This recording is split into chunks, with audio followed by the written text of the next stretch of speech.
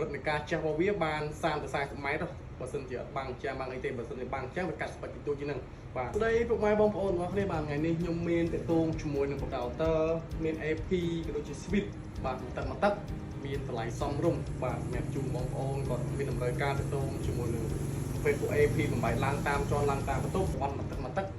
ទៅពីការស្អាតរបស់វាគឺនៅ 97% brand របស់ 100G បាទ brand របស់ Unify បាទក៏ដូចជា brand របស់ router របស់ Magnetic បាទអញ្ចឹងបងប្អូនមិនថាជាងបាទមិនថាភ្ញៀវផ្ទាល់អញ្ចឹងមានតម្លៃពិសេសជូនបាទមិនថាទិញមួយគ្រាប់ពីរគ្រាប់បីគ្រាប់អីគឺយើងមានតម្លៃពិសេសជូនយើងប្រើ Unify ក៏បានយើងប្រើតេតូជាមួយនឹង brand របស់ 100G បានសិនតែជាវ៉ាន់ប្រភេទ AP ទៅចេះបានខ្លាំងតែស្អី250នាក់ទៅ350នាក់កម្រិតនៃការចាស់របស់វាបាន30 ទៅ40ម៉ែត្របើសិនជាបាំងចាំងបាំងអីទេបើសិនជាបាំងចាំងវាកាត់ស្បាច់ពីទូជាងហ្នឹងបាទនេះបញ្ជាក់ជូនបងប្អូនគឺយើងមានការធានាត្រឹមត្រូវបាទយើងតែអាចអស់ហើយអញ្ចឹងបងប្អូនដែលមានតម្រូវការមិនថាតេតូជាមួយនឹង Unify បាទតេតូជាមួយនឹង AP របស់ 100G ក៏ដូចជា router របស់ Magnetic បងប្អូនដែលមានតម្រូវការមិនថាជាងអ្នកលក់បន្តឬក៏ភ្ញៀវអីមកទិញគឺមានតម្លៃពិសេសជូនអញ្ចឹងវីដេអូនេះមានប៉ុណ្្នឹងទេបាទបងប្អូនមានតម្រូវការអាចទាក់ទងបានអរគុណបាយបាយ